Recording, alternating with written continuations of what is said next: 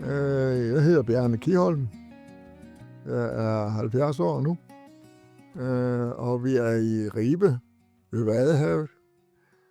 Og det er mit værksted, hvor jeg har bygget både de sidste 20 år. Før det har jeg været i Ribe og haft værksted der. Jeg startede mit firma, da jeg var 21 år gammel, fordi det interesserede mig med skibe og med både, og der havde jeg købt grundmodellen, som jeg har bygget Dianaen over. Den købte jeg, inden jeg startede. Det er det første sted, hvor man byggede kirke i hele Norden. Det var herfra, alle vikinger gik ud. Det var hovedstaden i Danmark i 600 år. For det var det eneste sted, man kunne komme ud i Nordsøen. Fra Skagen til Hamburg. Så var det her, det var hovedvejen til Nordsøen. Derfor var Ribe, det havde alt her. Alt vigtigt handel, alt var herfra. Så endnu en gang derfor, at jeg er i Ribe. Jeg har sejlet altid, fra jeg var 7 måneder gammel. Første gang på havet. Det fryder mig allermest med at sejle, og det er også derfor, jeg har bygget Diana, det er, at jeg kan mærke, det praler lidt, men jeg kan mærke, om et skib, det kan sejle. Om det sejler rigtigt, om det bevæger sig rigtigt i bølgerne, om den kan styre, om jeg har magt over den, men alligevel, så sejler den rigtigt, bevæger sig igennem bølgerne, igennem havet på den rigtige måde. Den modarbejder ikke bølgerne, den modarbejder ikke havet. Den er med.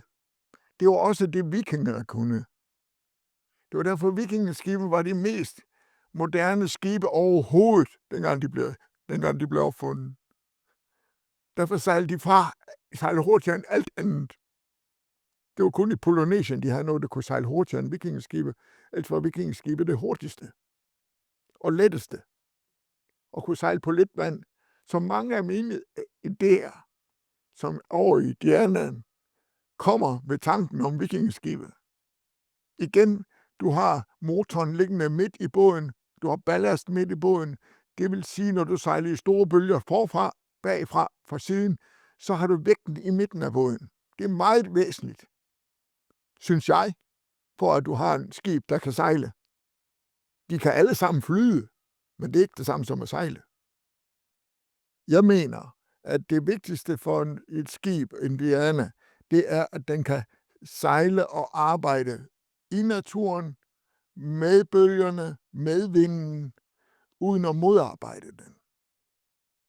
Den hører til, den er lavet i længde, bredde, dybdegang, siderne på den, alt er lavet, så det arbejder med. Derfor er en Diana helt sikkert. Den kan ikke vælte. Dybdegangen gør, at når den kommer om på siden, som jeg prøvede ved Helgoland, går om på siden med den, så løber den lidt sidelands ned af bølgerne. Bølgerne kan ikke vælte ind i en Diana. Så du har kun brug for en pumpe i Diana til at regne med. Ellers har du ikke brug for en pumpe. Aldrig.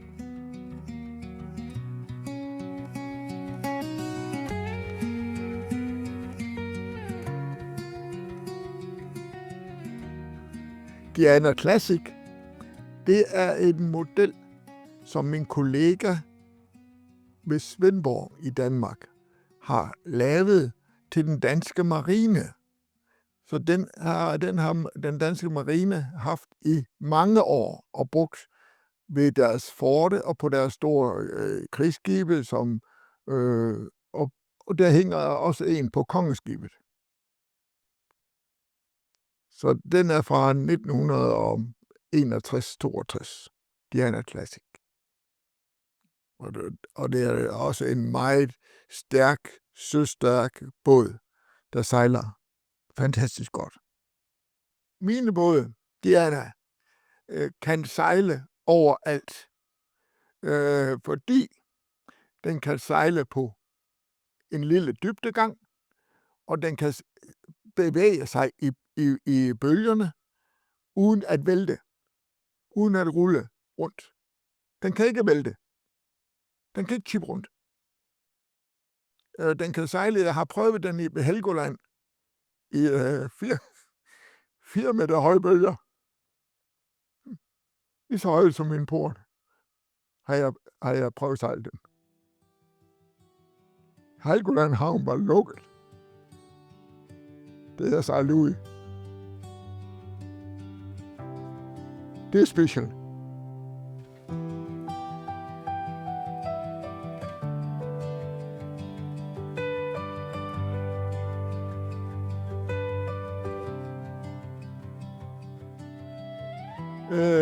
Dianaen kan sejle overalt.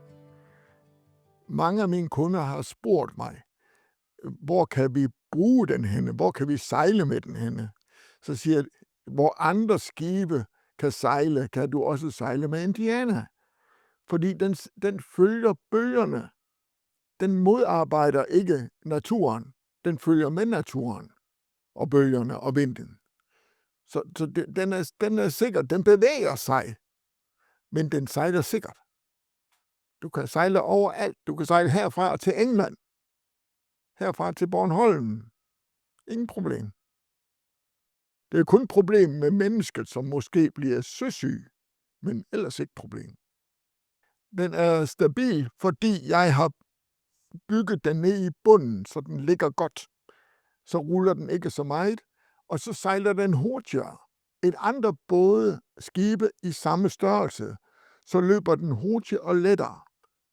Så når vi sejler i meget dårligt vejr, hård sø, så sejler jeg hurtigere end de andre. Jeg siger farvel, og så sejler jeg. Så den model er meget handy, fordi det er en klassisk model. Det er den, der bruger mindst brændstof. Jeg har ikke hørt om andre motorbåde i denne størrelse, der bruger mindre brændstof end Diana per sømil. Den løber så let. Den kommer igennem vandet let. Den er meget, meget billig at sejle i. Den sejler rundt om Fyn på 26 liter dieselolie. Øen Fyn. Det er det ikke andre, der har gjort. Forskellen er, at Diana 21 er slankere, har en ældre model og løber lidt hurtigere og lettere end klassikken. Klassikken, den er mere lav til at have mere vægt, flere personer i. Og 21'eren har en kahytte, der er mere venlig at være i. Man kan sidde op inde i kahytten og spise og sådan. Der er den nemmere. Og så er 21'eren, den er smallere, og mange liggepladser i havnene, der er det forskel på, hvor brede de er. Der går det til 2 meter. Så når du er over 2 meter, må du mere betale for at have liggeplads i havne. Derfor er Diana 21, den er 1,86 meter, så er det billigere at være der. For eksempel. De kan noget af det samme, men her har du større cockpit, mere plads ude. Diana har lidt mere kahyt, mere sådan at være inde også. Man kan meget nemt træle en Diana. Flere gode ting. Når et skib kan bevæge sig gennem vind og bølger, så er den også meget dejlig, god at have på trailer, når du kører på landevejen. For så kan vinden ikke tage fat i den, så ligger den lige efter bilen. Du har fuld styring over din bil selv, men du har en Diana bagefter. Den har ikke så stor dybdegang, at du kan søsætte den, sætte den i vandet overalt. Alle steder, hvor en påhængsmotor, en afborder, kan være, der kan du også sætte en Diana i vandet og tage den op igen. Og den styrer selv, når du tager den op og ned på traileren. Det er meget nemmere, hvis der er hård vind, så er det meget nemmere at tage en Diana op og ned på en trailer. Og den vejer under 1 tons, den vejer alt efter motor, 800-900 kilo, så du kan køre med den på alle trailere. Og næsten efter alle biler. Så det giver en meget stor fleksibilitet.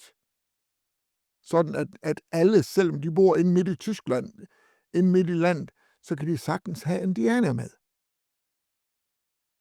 Og de kan bruge den som campingvogn, når de kører ud. Det er bare at kravle op i båden og sove. Ingen problem. Det har vi gjort mange gange.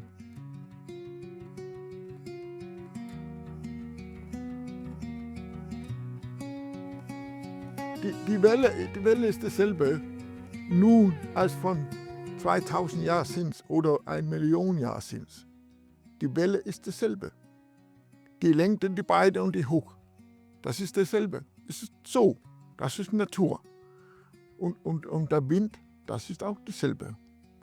So, wenn man mit in diese Segeln und was man wollen, dann muss man mitarbeiten, zusammenarbeiten mit der Natur. Wenn du segelst sicher und überall. Wenn du nicht willst das, dann musst du vielleicht einen Container haben und eine große Maschine. Wenn die Maschine geht aus, dann hast du ein Problem. Und da wäre es sehr groß. Und das ist ein Fehler, die Menschen haben. Sie arbeiten nicht mit der Natur immer. Sie denken, ich muss da so. Aber wenn die Maschine geht aus, dann hast du große Probleme mit sehr vielen Container. Gelernt. Das ist das Wichtigste. Du musst keine bringen auf die See, das untergehen kann. Du musst immer nach Hause kommen.